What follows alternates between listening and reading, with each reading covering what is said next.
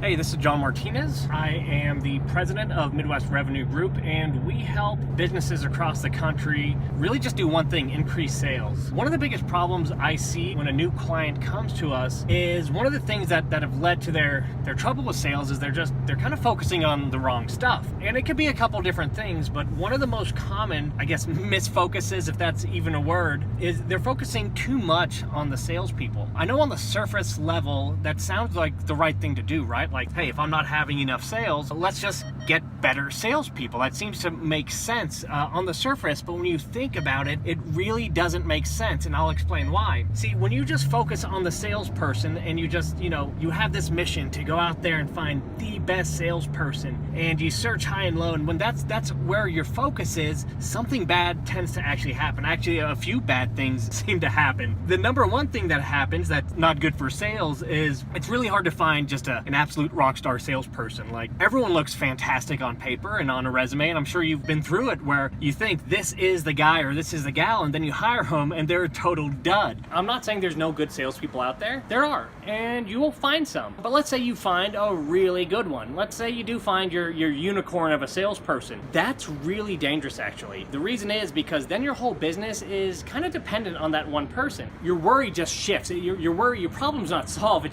just kind of changes, and I'll tell you what I mean. Right now, you're probably focused on, we need the right person. I need to do whatever I can to find this right person, and it's a little stressful, and you're probably feeling some anxiety. But once you find that one person, and your whole business is dependent on you having this magical salesperson, the next worry is, what if they leave? And you start worrying about, I need to give them whatever they want. What if my competition starts to come after them? What if they ask for more money? I got to give them more money. All of these start to come into play, and it just changes one worry into another worry. And you actually put yourself in a very dangerous position, because now your business is dependent on a person or a small group of people, and they have the power, and you're kind of at their mercy at this point. And that's not a good feeling. You do not feel in control, and the reason you don't feel in control is pretty simple. You're just not in control. Your salesperson is. The point of all this is you got to put your focus on the right place. And if you focus just too much on the personnel and the actual salesperson, or on the people part of it, instead of the process or the system that they're using, sometimes that can blow up in your face. Now, I'm not saying at all that people aren't important. You gotta have the right people, right? But maybe you don't have to have those unicorns. Maybe you can just have decent, good people that are easier to find,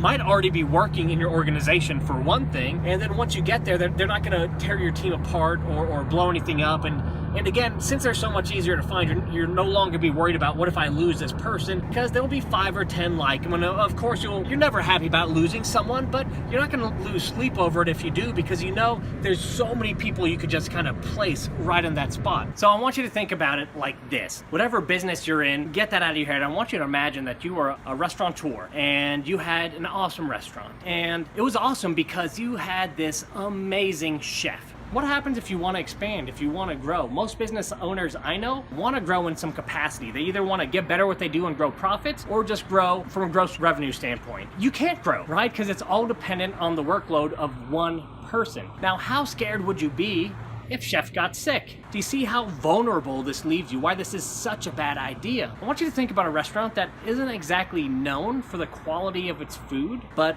as far as a business goes, there's almost nothing better. I want you to think about McDonald's. McDonald's does not have any of these world-class chefs, right? They have none. I've been to many. I've looked over the counter. I've never seen one of those big puffy white hats. What I usually see are 16 and 17-year-old kids. Now, how in the heck are 16 and 17-year-old kids running a multi-billion-dollar operation across, almost every continent? I'll tell you how. Instead of focusing on the people. Now, don't get me wrong. People are important. You need the right people.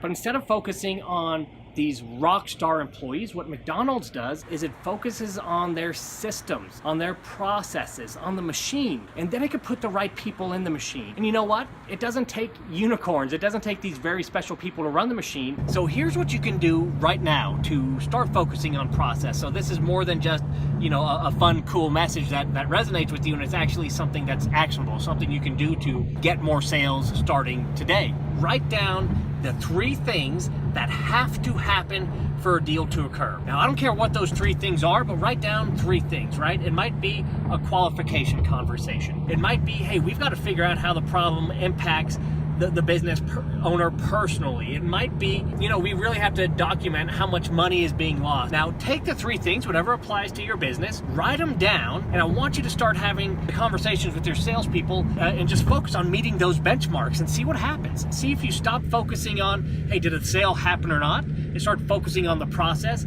Did number 1 happen? Did number 2 actually happen? And did number 3 happen? And if any of those things didn't happen, well, how do we make them happen? If you start having those conversations and turn your attention from the person to the process, I think you're going to be pretty dang happy with the results you get. I think it's going to end up in more sales. Now, if you enjoyed this video as much as I enjoyed making it for you, or if you know anybody that is trying to improve sales, please share this video, and I hope you have a great day.